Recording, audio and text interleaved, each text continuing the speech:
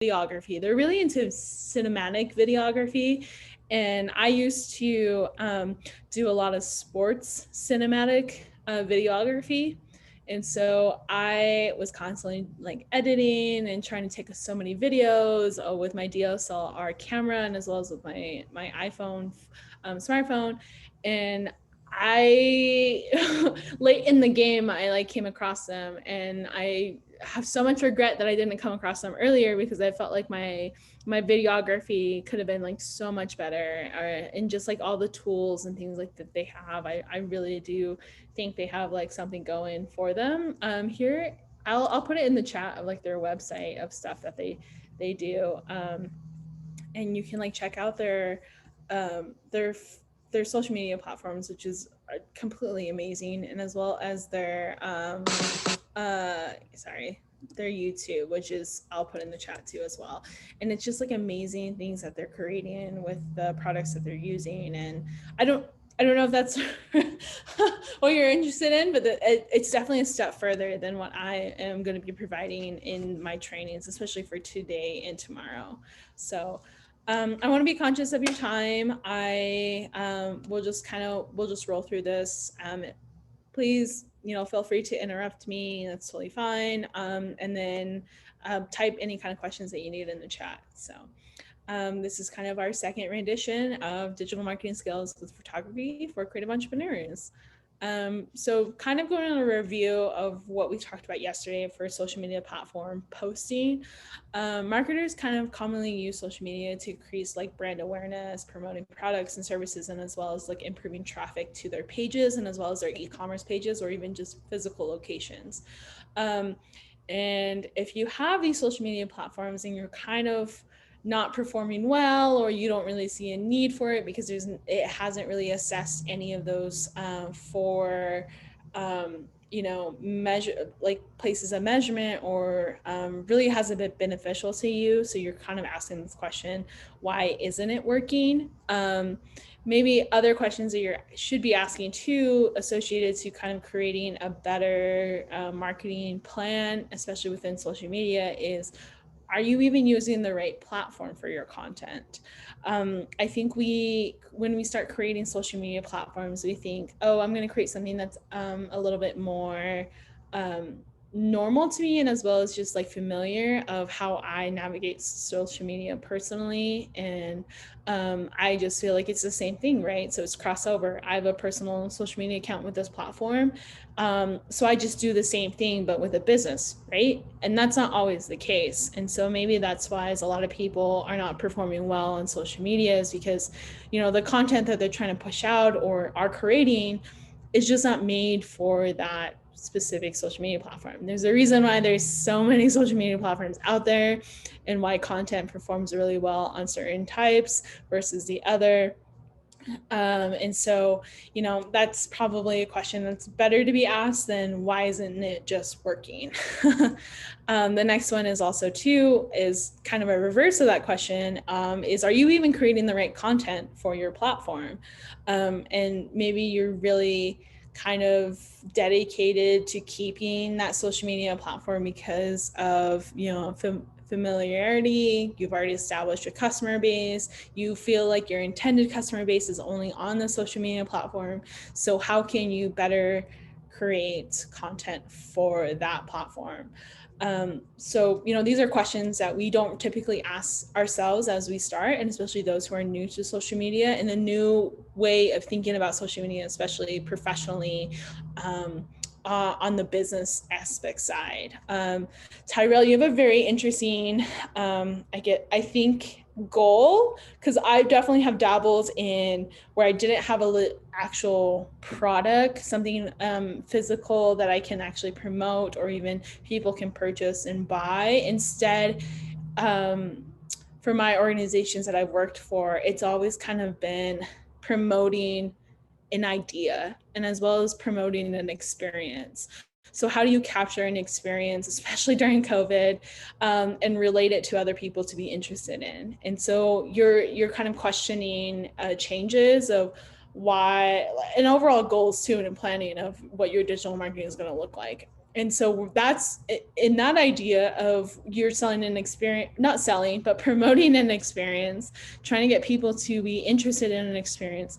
It's heavily dependent on, digital marketing, which is, photography, graphic design, and videography. So, just start thinking about that as you kind of go forward, thinking about where you're going to be posting this digital, content, as well as like photographs. How are they going to perform well, and how we can, better establish more stable images.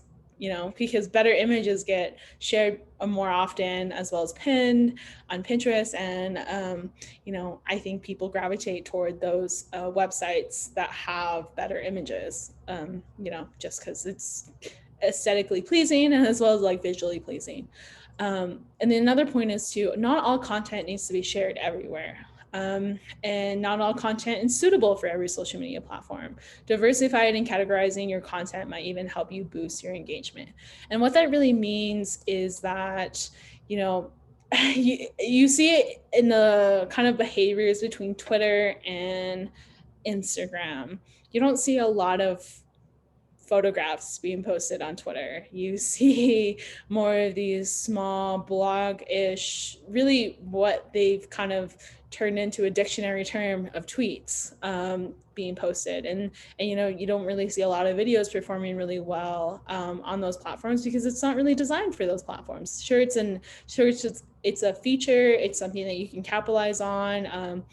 Here and there for like social media campaigns. Starbucks has done a really good job on that, because they launched a photo that said, hey, hashtag what's your name, because so many baristas were getting kind of people's names spelt differently, or in a, overheard a different name when really it was somebody else's, it was another name that they were supposed to be taking down. And so they capitalized on that. And then it became a hashtag, which started from a photo campaign that Starbucks launched. So, you want to create fluidity, but at the same time, that photo that Starbucks originally posted of a coffee cup with, that black Sharpie that says hashtag what's your name, where you would typically see someone's like name order on there.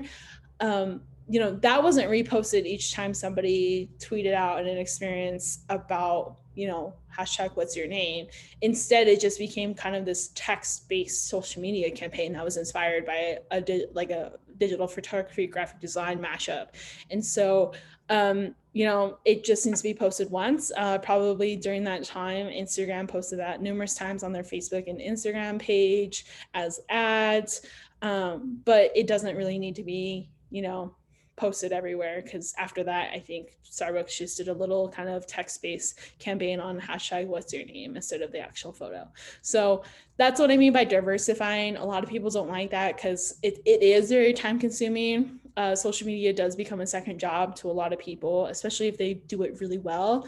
So it's a lot of planning, it's a lot of preparing, your content and organizing it so that it all makes sense, because you can definitely tell the difference between a planned out social media schedule, from these huge organizations who have like number of teams around it, versus, a small business that's really just trying to figure it out. And it looks really kind of, in the moment kind of uploads where, oh, I think they just posted this because this is coming up, but there was no real build up to it. Whereas like for shoe launches that Adidas has, or Nike has with Air Jordans, there's like a consistent every single day at a certain time, or there's so much statistical research that goes into customer buying relations that is put into the thought of building the schedule.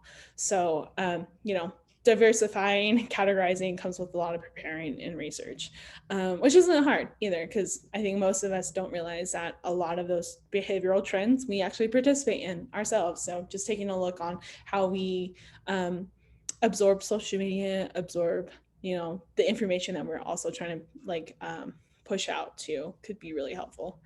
Also, posting photos are optimized differently across each platform. We'll go into that a little bit. I believe I still have that slide. If not, I can can go over it right now.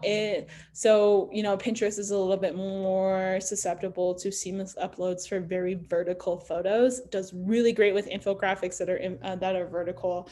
You're not going to have that same seamless upload for Instagram and Facebook photos, just because they work within a certain dimensions. They only like a certain seamless dimensions, which makes it easier for mobile view.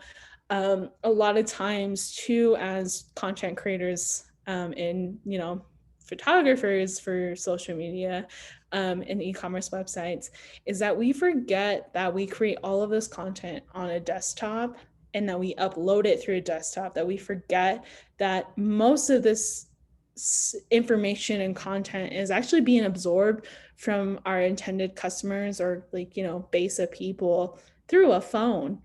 I think most of my shopping is actually done through my phone. I hate getting out my computer to look through stuff now. If somebody doesn't have an optimized website to my mobile device, I kind of push off going and looking at that website for a while until I absolutely have to. And so, and plus, you think about a person who browses Instagram on a desktop, which is very weird. It's not really super normal. You can't do a lot of things on that kind of platform through the web browser for Instagram. You can't upload. You can't really, the whole experience is very different versus like Facebook. It can be open, but most of the content is actually being seen on a phone. So as photographers ourselves or aspiring photographers, we have to, really take that into consideration. And I think starting from taking the photo on our phone and editing and doing the whole entire process on our phone will make that whole entire process of uploading and viewership and everything really easy to like digest and come across as what the intent is. But as you're editing, this is mostly kind of post editing, just making sure that you understand the different display sizes across multiple platforms, so that this can help you make sure the intent of your photos is not being cropped out, or that it's not being blurred and the resolution is not being, altered. So. For performing the best performing content I took these three kind of very typical creative entrepreneur platforms that they're mostly on. I took Facebook, Instagram, and Pinterest. Of course, for the first, for Facebook, videos are going to be performing really well. And they're always going to be based on Facebook's algorithm and updated algorithm. Videos are always going to be organically pushed first in people's news feeds and almost every kind of tab, search or whatever, videos are going to be first. So I always really try to emphasize people to get into videography, if not photography, for most of their, promotional items. So just, think about that as maybe something that you should be performing a little bit better on for your Facebook business page. The next one is actually going to be blog posts and curated content. So those are just kind of be like updates, not so much using like colored text content that can be posted in like a it's like different how you kind of show that on Instagram.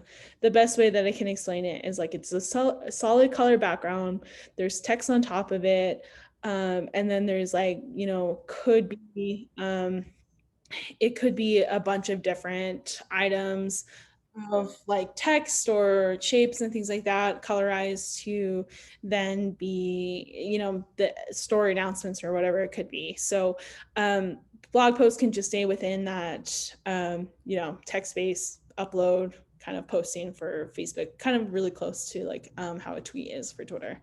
And then really kind of taking advantage, if you do have a Facebook, take advantage of pages to watch feature on Facebook, because that can really help you, organically push up a lot of your content. So just, capitalize on that if you do are heavily kind of committed to using Facebook.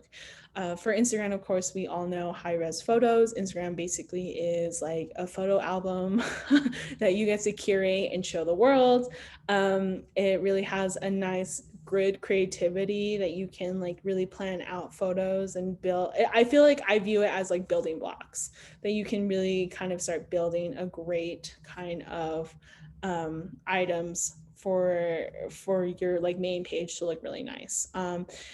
A good thing too is it's a great organic experience. I feel like more individuals that I've talked to and had consultations with, when they transferred from Facebook to Instagram, or even just extended their business into Instagram, they felt there was so much more of an organic search, or even breaking out of their family and friends network and local network of people, that they were beginning to, you know, have business from, you know, out of their networks. And so I truly believe that. It could be the reason, it couldn't be the reason. I just think the Explore kind of page on Instagram is really great for, you know, that organic exposure and as well as like experience.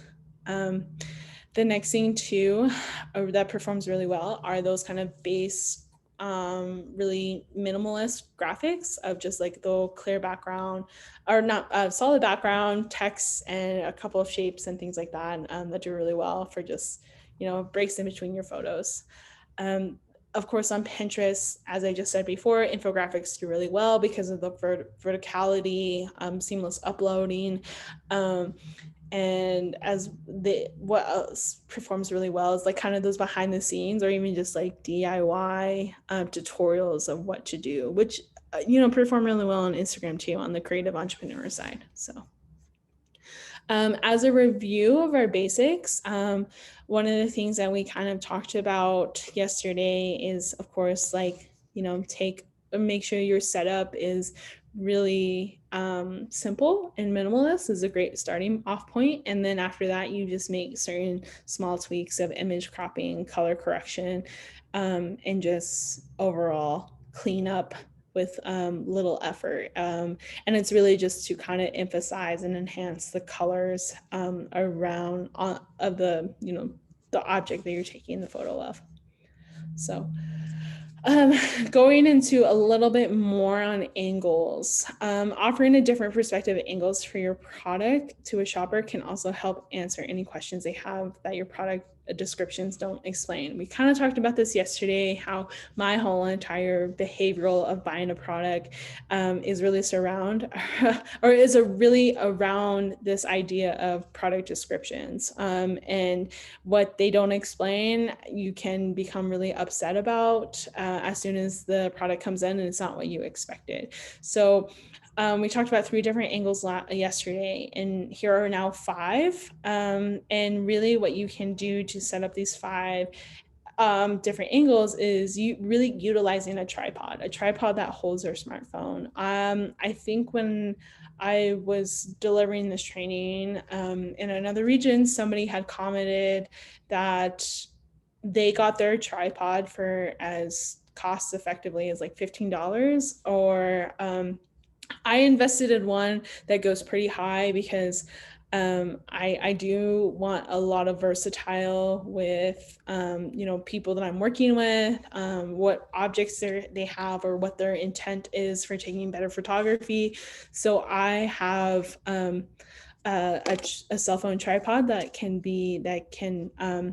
is as tall as, it can go as high as like 15 feet, I believe.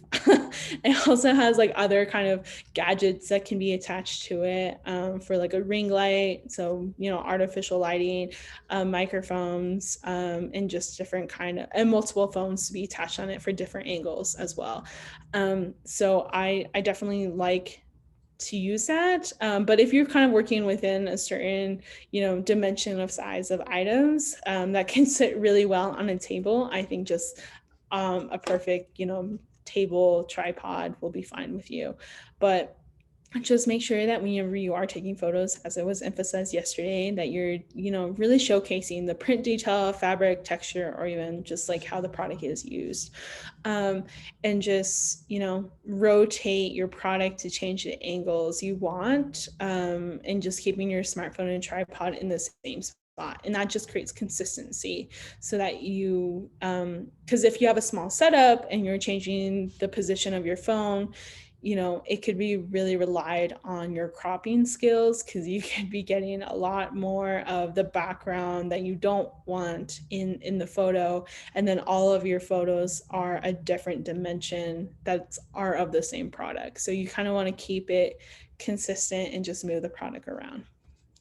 So key tips is really, I didn't think about mentioning this, but it's something that we always kind of like forget, and I've made this mistake a lot of times, is always remembering to have enough storage on your cell phone.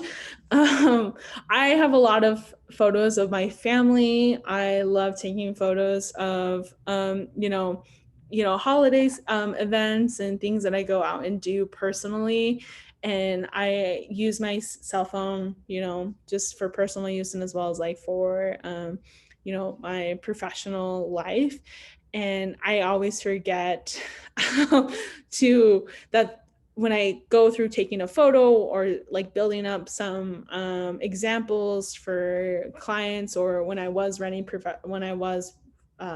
social media platforms, I would take, oh goodness, quite like over 100 photos of different, just different things of what I needed to capture to help build my content.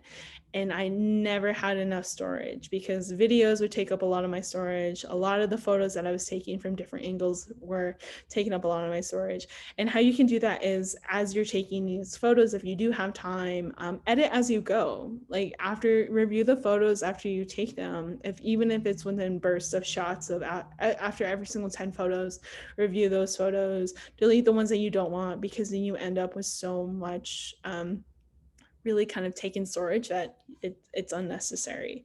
And go slow, just go slow, and set up your white balance, your exposure, and keeping the focus, and as well as, if it's possible, locking your camera settings on your phone. What to avoid: the zoom feature. We talked about this quickly at the end of yesterday. It will highly reduce the image quality. Don't use Kind of stay away from the front camera. It is a great camera on most smartphones, but the back camera is really built to kind of, stand next to those DSLR cameras. So kind of use the back camera more than the front camera. Really avoid flash.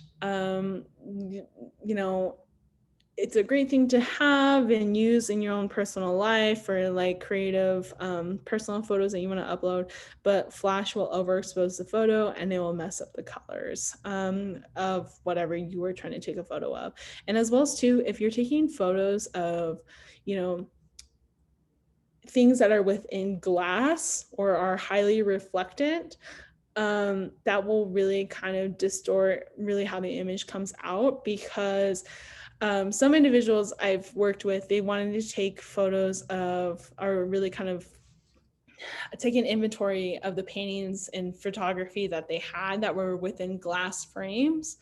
And even though the frames had reduced the glass quality on it was supposed to be reducing the glare on the glare from the sun and everything, it didn't it didn't do very well. So instead, a lot of the photos that they ended up taking, because they weren't reviewing them as they went, there was a lot of flash and light and overexposure that kind of happened. So one thing to kind of reduce that is don't use your flash at all. Just stay away from that. Just set up a stable, consistent light if you are going to be using artificial lighting, or even just natural lighting with a diffuser sheet, which could be like any kind of white sheet. Get it from the dollar store. Iron out some of the creases so you don't have unintended shadows. Just set it up that way through clothes hangers, tape, or I've used before. I have used a clothing drying rack because, you know, some of my clothes can't be put in the dryer, so I hang dry them, and it goes pretty tall, and so like I'll just drape a white sheet on top of that clothing rack, and then it will diffuse some of the light that's coming in. I'll put it right up against the window, and then I'll set up my you know, my makeshift studio right behind it to help, you know, diffuse some of that harsh lighting that's coming in. So how do you take quality photos? I would use a smartphone camera with 12 megapixels or more. That's usually an iPhone 8, Galaxy S8, or wait, who a P20 that is away phone or a Pixel 2 or even newer. Most of the phones, if you have recently updated your phone, it's going to be great. It's going to take really nice photos, so no need to worry with that. But you definitely want to shoot from a tripod to reduce camera shaking. Use natural lighting from a window. Natural light can be really a good, like it can be your best friend to take amazing photos. And then bounce light using a foam board or to soften those shadows, as we kind of exemplified yesterday.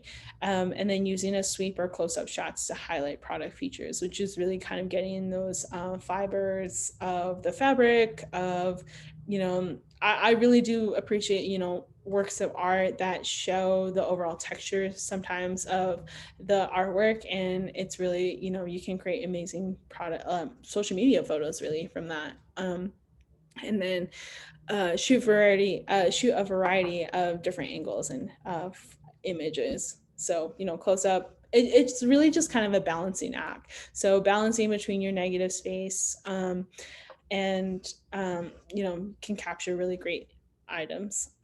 So this is kind of some of the, you know, tripods that you can like really invest in and help you take amazing kind of product photos, and as well as like social media photos.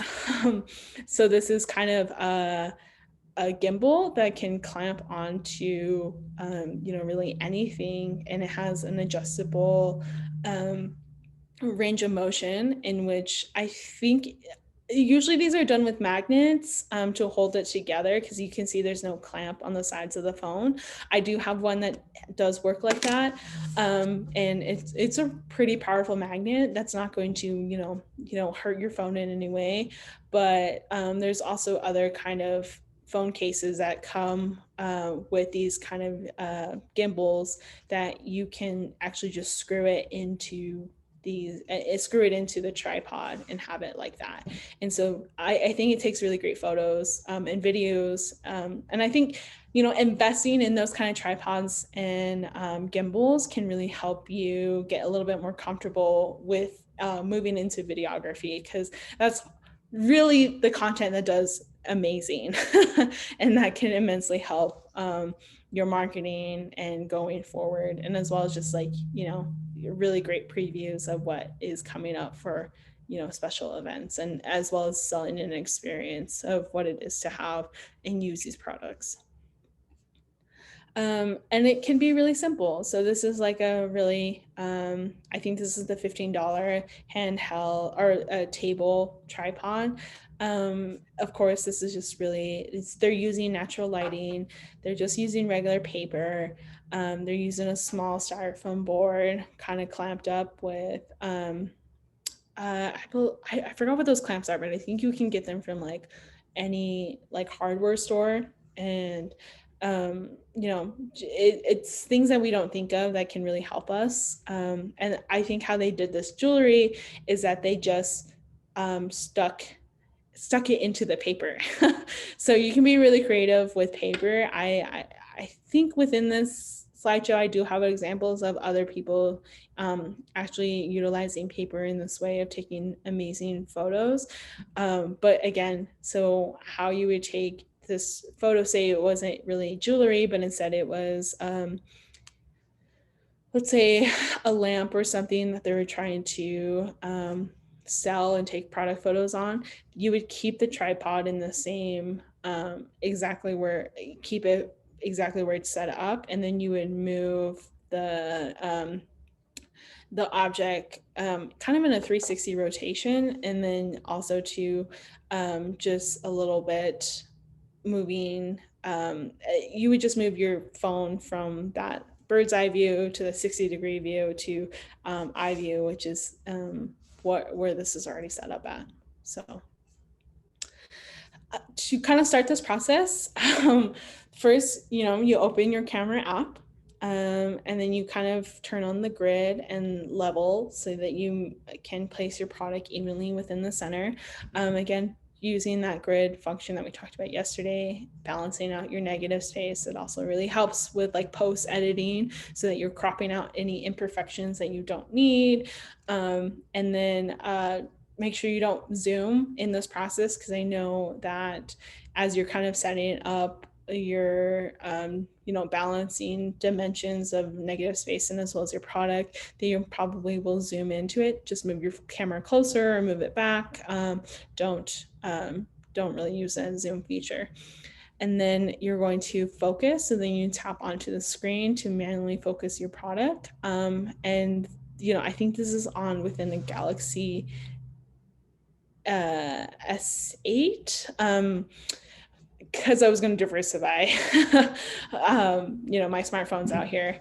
But what you can do is it's kind of similar for the iPhones. You just tap on it and then a yellow box will come up and it'll help you kind of autofocus in that way.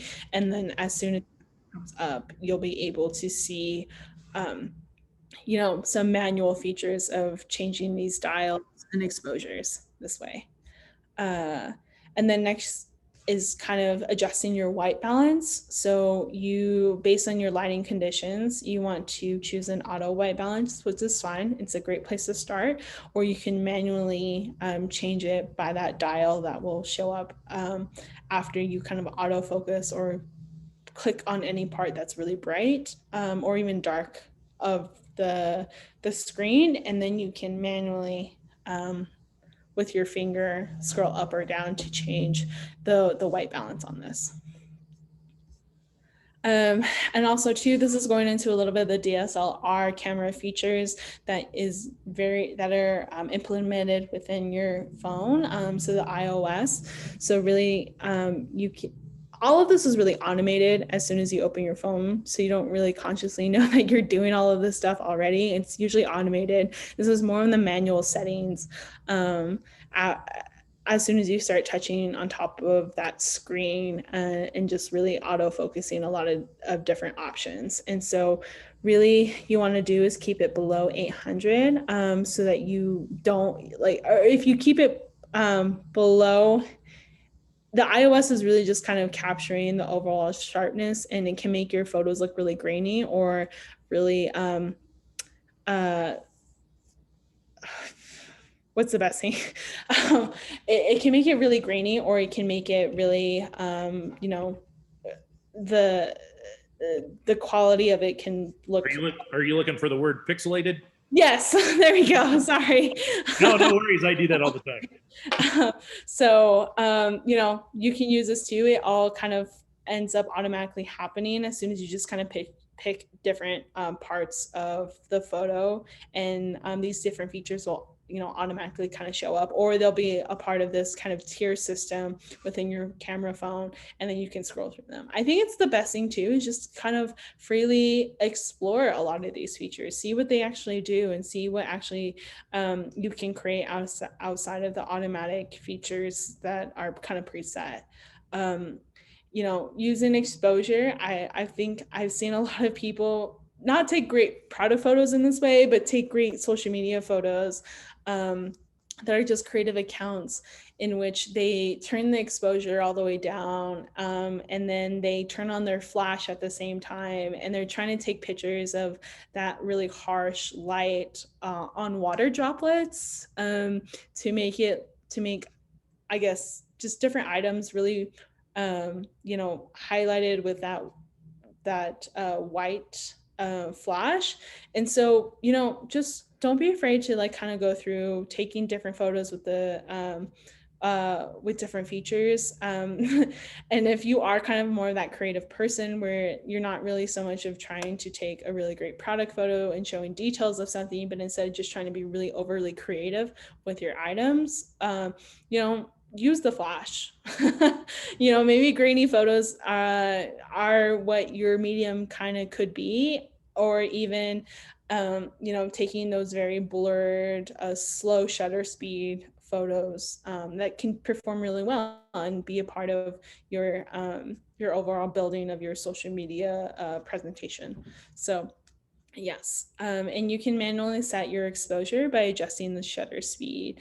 This is just because these are product photos where these are suggestions for product photos that are going to be still photos. So you don't want that shutter speed to be less than 1/25th. And I believe the iOS, or maybe it is the shutter speed on a DSLR camera, they're measured in f-stops.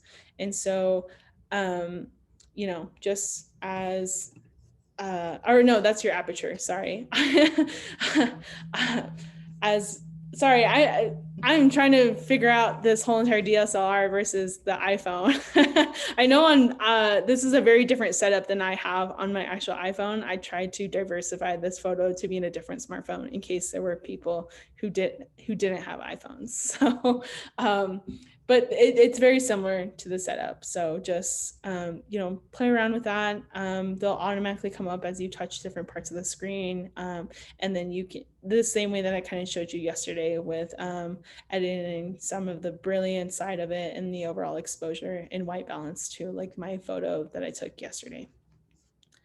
And then make sure to turn on image stabilization, just because if you're taking it with your hands, there's always that kind of margin of error that your hand's going to shake.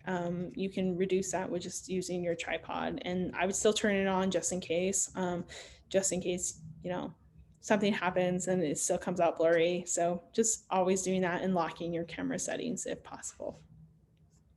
So, and this is essentially after you go through all of that, balancing and setting your white balance and as well as your exposure, you can dramatically kind of improve the photo that was on automatic settings in this way.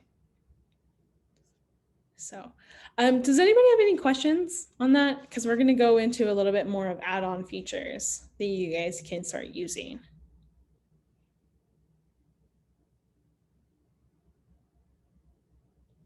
No questions. Okay. No questions here either. Perfect. All right. So going into taking, if you want kind of add-on lenses, the same thing whenever you have a DSLR camera, changing the lenses can really help. If you have, I believe it is a 50mm lens on a DSLR camera, you're going to be taking a lot better portrait shots and a lot of better like close-up shots. And I think a lot of people who have product photos that are really small, they use a 55 or a 50 or 55mm lens. Whereas those wide angle landscape shots, of course, the lens is going to be a lot longer and larger. What you can do for this is that you can add on a wider lens to your actual iPhone camera. And so people do this in a sense to take, to help with taking their realtor photos. So those who have like, rooms that they have to take photos in and it's a little too cramped and they're trying to get a really nice corner shot and things are just going to cut off here and there. You can actually capitalize on using a wider lens to fit everything in the frame. A macro lens can help show how intricate detail or texture of a product can be. So this can help a lot with your zooming. Instead of, say you're getting really close to the product and it's just ended up limiting a lot of light, so your photo is just getting really dark. Instead of and you don't want to use the zoom feature within your camera iPhone, then you can add on a macro lens to help with that kind of zooming ability. And then fisheye, of course, you can create inaccurate proportions, which is just kind of a creative path that you can take. So here are some examples of that lens that I was kind of talking about in the first part, which is a wide angle lens. So this would be with the lens and this would be without the lens. So for realtors, this is kind of a perfect thing. Or if you're working with a small space and you have multiple people and you want to take a larger photo that helps extends into a larger space, making it look like a larger space, then you can use that lens to do so. And also the next thing too, the reason why we want, taking consideration of how you're taking your photos is taking it with a consistent background and consistent viewer perception too. So that angle and having that as just a consistent thing so that whenever you do display it on your e-commerce website, that the setup for it will look really nice. So these are a couple of Etsy stores in which they have done this really well. They haven't used the first person didn't use a white plain background. Instead, she just kind of consistently took her photos this way, and it still looked really professional and together. And as well as too, I think there's a feature of how it looks proportionally on with different objects in the background that she capitalized on and did really well on. So if you have something that is, the same product, but instead customizable, you can use this kind of same method of taking your photos instead of just using a white background, because as you can see the store on the right, all of those frames look kind of the same dimension and you don't really know how large these frames are. So these are great e-commerce photos for product photos, but whenever they click for more information on these photos, it's a good thing to have, a photo of proportional size to an everyday object that people are going to recognize how big this photo is going to be, because people are either going to be really grateful or disappointed how large or big or small items are really going to come in whenever they see it in person. So you can have consistency, and that's as you always have to. With consistency, you just need a diverse of different photos from just different elements of proportion to product detail. So yes, and also too, it just makes things easier for your customer to compare products at a glance. I think I forgot how fast we visually compare things that are side by side. It is extremely fast, and so this just makes it easier for your customer base to look through your products and see everything and not get overly uninvested in it. And of course, just reiterating multiple views and just showing the product in use. So just take advantage of multiple angles. And then just an example of it being used in context if you can. I know that's a little bit hard to ask, especially during this time. Also too, I really like to use other social media features such as the boomerang effect in Instagram to individuals capitalize on what they need to showcase their product usage. So of course, this is the kind of example I was referring to yesterday when people see a product, they don't really know if it moves or not. A good way to showcase that is actually using the Instagram feature of the boomerang hat in a short snippet of how it actually moves. So if you do have something that moves, but you can't tell by taking a still life photo of it, then, consider using that feature. Or whatever this is pretty cool. Yeah. And capitalizing on, No, just come look real quick before it. Yeah. So, well, and this is just kind of showing, I think there was kind of a review about it that somebody said, oh, I didn't know that this moved, that this thing that I was buying was moved. I just bought it because I thought it was a cool sculpture. And when they accidentally had moved it and they moved it out of place, they thought they broke it. And so, showing your customers or, individuals who are going to go and use this product, that it can do these things or how to use it, it could be really beneficial to like people, you know, not getting scared that they broke something, or just making sure how it works and what it really could be. So. Of course, we talked about optional equipment. That is actually my equipment on the right-hand side. Right-hand side with that ring light that extends really, it vertically extends to, I want to say 9 feet or 10 feet-ish. And then I also do have like another smaller gimbal that's just great for the table. And, you know, it helps with a lot of Zoom calls. It helps with, you know, vlogging if you are going to be that kind of attentive to your social media accounts. And it just helps too with just, you know, just setup, and overall, you don't have to hold the camera and figure out the consistent kind of angle where you take your photos. And then here's, of course, too, other optional equipment, just because I am a person that always likes to use what I have and is creative in that way. So we talked about paper. This is a way that you can really kind of utilize paper instead of buying actual labeled camera equipment. And these are makeshift light boxes that are just being used with the everyday objects of light lamps. I've done this before. Mine was, I didn't use like a white light, a white hue light. Instead, mine was a little bit warmer, and so I didn't really like how it came out, but I ended up using that warmer light for interviews. And you know, I actually found out that using you know, my everyday kind of lamps that I had, they did fairly well compared to the professional kind of light sources that I had. So just be really careful with these, just because if you leave them on for too long, they do get hot, and you never want your paper to be to catch on fire. So, or even your sheets either, because your sheets can catch on fire as well too. So if you're making optional equipment with everyday items, just be very careful about that.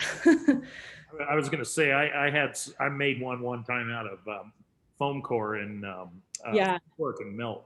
Yeah, no, and then so even to how close these light sources are to this plastic clear storage bin, it can melt. So be very careful, and just do it in moderations of like every 15 minutes and not leave it on the whole entire time. So just be very cautious. Here are some more smartphone apps. Photoshop Express, I've heard really great things. I have, I believe I listed ViscoCam here again. They're just amazing. I don't know a single person that doesn't use this, who runs social media or does their own little small business. They just really like a lot of the pre-made filters, and as well as just like ability to edit their photos into really with color enhancement. PhotoFox, it's only on iPhones. It's just another way to kind of go into that more of a creative, artsy editing. It's not super great for e-commerce photos, but if you find a way of using it in that way, that's amazing. I listed Foodie. It's an app that's actually created for taking, you know, those bird's eye view photos of like food. It generally for food, it was those people who took a lot of pictures of their food, but I think it's really great for those, you know, those items that are going to be falling flat on a table. It's specially made for it. I don't know the technology of how they built it for that reason. But if you're taking a lot of photos flat on a table from a bird's eye view, then, you know, use Foodie for that. And the camera that they made on it. I have no idea the technology side of it, but I've heard nothing but great reviews on it. So here's kind of a live test that we're going to quickly kind of go through of building like with two light sources. So we're going to have natural light coming in from the back, and we're going to have artificial lighting coming from the front, which is done by my ring light. And then we're going to kind of build it into this of having a really great kind of product photo that you can post on social media. So one of the tricks that you can do, so I'm kind of showing you my setup. I'm just doing it on my desk with, I believe that's packaging paper. And all I did, I think I took this at like 4 p.m. So you can actually turn your camera around, because that'll help a little bit more with creating that that eyeline view.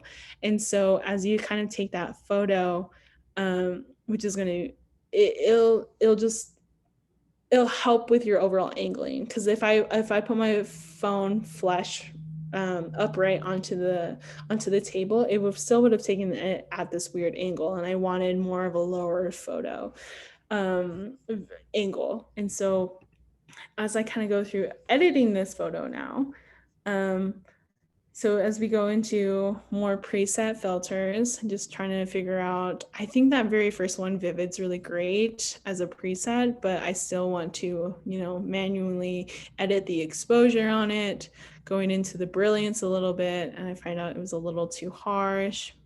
And just kind of going through each one of these features to make sure that I just enhance the color, clean up the background a little bit. There was too harsh of a shadow in the background, and just making sure that I have this color within the middle of like, you want the darks to be dark, and you kind of want the lighter aspects of the color palette that you have to be a little bit brighter. Because that's something that people don't really take into consideration, is sometimes on their e-commerce websites, or even just social media platforms, that sticking to a color palette is really hard. And that, it's a skill that a lot of people are trying to figure out how to do still. I'm still trying to figure out how to build a brand through a color palette without just having the same color logo on each picture. And so, oops, sorry about that. So as we kind of go through each one of these settings, I just want to make sure the sharpness is there. And you can either start at this point, or you can start at cropping it. So you can see that there's a lot of negative space here and a lot of negative space here. So it's not as balanced on the sides. And so the reason why I don't start with cropping first is because I kind of want to focus within this aspect, or making sure that, all my edits for the photo are kind of done first before I even crop it. So, and don't really want that. Yeah. Just walking through all of these, and then just making sure that it stays balanced. I still want it kind of in that 1:1 ratio, just because I know I'm going to be uploading this to Instagram. So you can see how that bottom line is really kind of helping me figure out where I want my overall product to be within. And so now it's just kind of straightening that. So I have to make sure that it's balanced on each side in this way. So it's just like little things here and there, and then automatically kind of show. And you can see how dramatically from this very darkened photo to now a little bit more of a brighter photo. You kind of always want to go brighter. I think that's the rule of thumb, is you always a little bit want to be more brighter in your photos, because it helps a lot with the color enhancement, and as well as just overall details of the product. So, and then you can mix it up with some other kind of staging. I just kind of was messing around with different couple of things because of winter themes. So I thought, why not these decorations that I had before? So I apologize for that. Just kind of setting up a couple of different staging, how to take better photos. And this isn't really like a balance on all it's just kind of really balancing the color on each side of what I'm trying to do right here. And then as we go into this one, because I know that this part, the top of the frame of my camera app, is going to be cropped, as well as the bottom. I'm still just trying to see within these three middle vertical boxes of how the photo really kind of looks, because that's where our eyes kind of gravitate towards, always in the middle of the photo. So I just, be creative, walk it through, see what you can do. And I think this is ultimately where I started taking these photos of this look good. So, and knowing that this is not going to be the last photo, I know that I was always going to be doing something in post-production. As well here too, flipping the camera over so that it has a better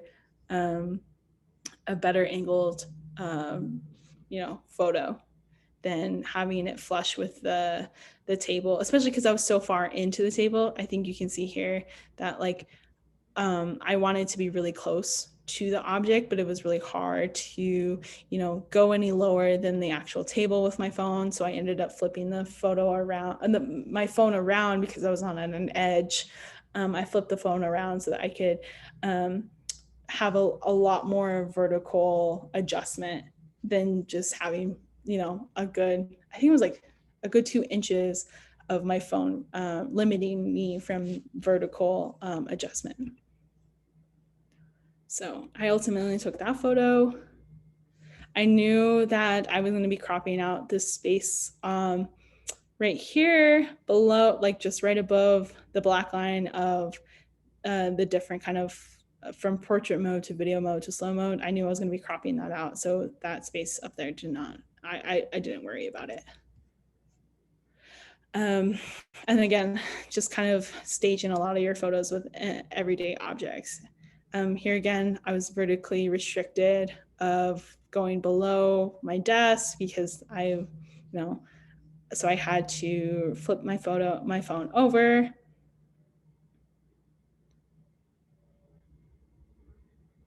And started moving in or out from my product. And just wanted to make sure. I just wanted to make sure that I was still moving my light, my artificial light, to make sure that it was not as dark, especially within the sides of the candle. So.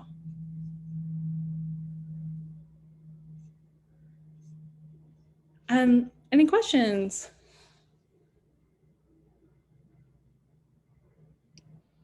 No questions here. That was very specific. Thank you.